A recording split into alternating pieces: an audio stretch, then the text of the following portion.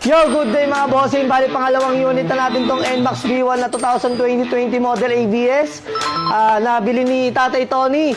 Ayan, tay, taga-saan po kayo ulit? Muson, Pabahay, 2,000. Ayan, taga rito lang din po sa amin sa Barangay Muson. So, tay, matanong ko lang po kayo. Hingi lang po ako ng konting feedback kung bakit po si Local Garage ang napili niyo pagbila ng motor. Kasi dito nakikita ko sa mga may warranty, 3-month warranty sa makina, at saka lifetime warranty. Maganda, at saka makakatawad ka ng medyo the best. Iyon.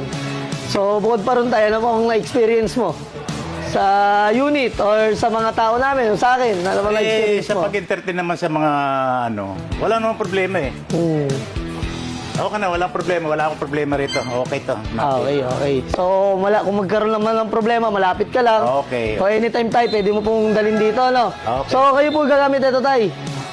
Kayo po yung gagamit na itong motor na to. Ako. Ayan, gagawin yung service. Service sa trabaho. Yan. Nagtatrabaho pa kayo, tay? Ilang taon na kayo? 67. Nung nagtatrabaho pa si dati, 67 Hindi years naman old na. nagtatrabaho. Nangungontrata kasi ako eh. Nangungontrata po kayo? Bahay. Okay.